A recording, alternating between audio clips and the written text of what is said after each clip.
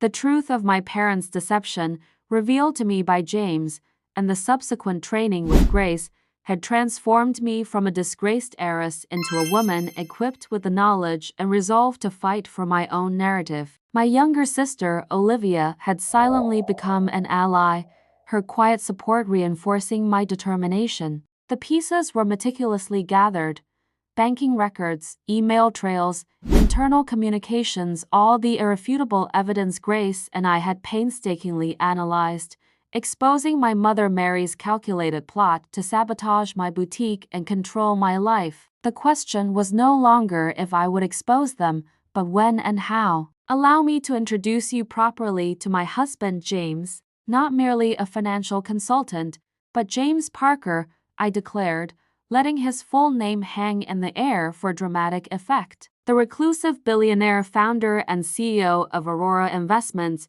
with a net worth of over $4.2 billion.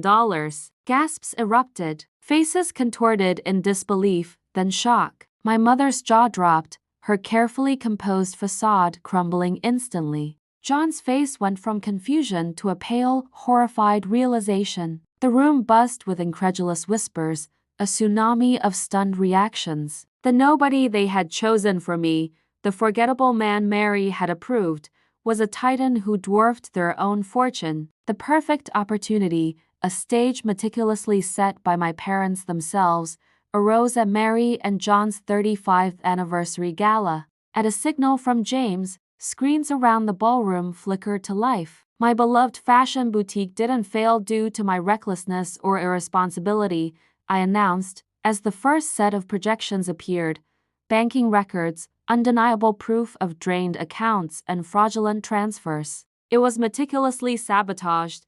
Next came emails, showing my mother, Mary, conspiring with William, my father John's business associate, and Jessica, whose real name is Rebecca Collins, a professional con artist, to intentionally create the conditions for my boutique's collapse. The internal communications, projected next, laid bare their cold, calculated motive: to discredit me, to humble me, and, most importantly, to reassert absolute control over my independence and my life's narrative. The Thompson heiress-duped headlines, I explained, were a story they themselves had manufactured. This wasn't just any event. It was the ultimate showcase of their power, their carefully constructed facade of family unity. All eyes were on my parents, whose faces were a mixture of fury, betrayal, and absolute terror. Their meticulously crafted empire of lies was crumbling before their eyes. Then, I felt a gentle touch on my arm. My younger sister, Olivia, had quietly stepped onto the stage,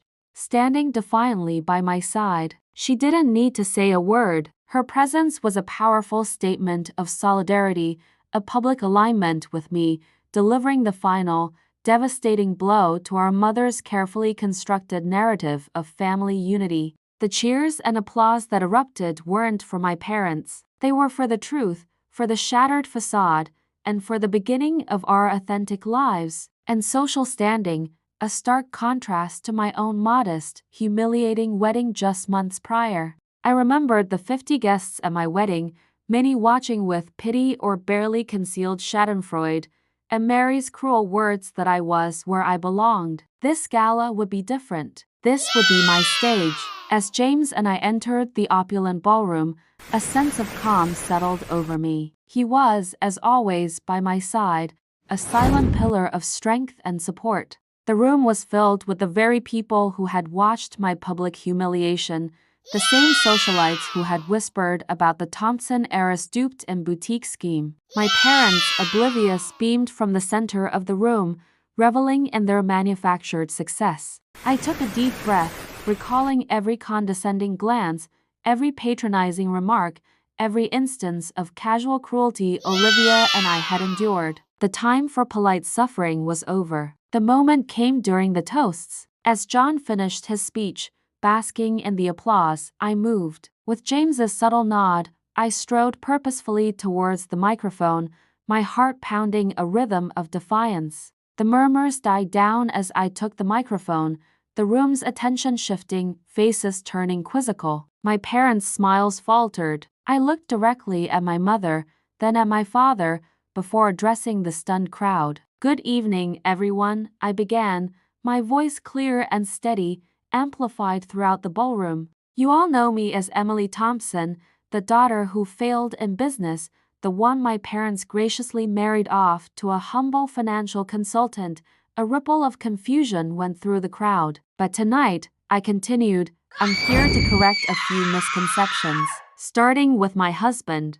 I turned, gesturing to James, who now stood beside me, his usual unassuming demeanor replaced by an undeniable aura of power. But I wasn't finished. "And now, for the truth about my failure," I said, my voice gaining strength. The silence in the room was deafening, broken only by a few muffled exclamations of shock.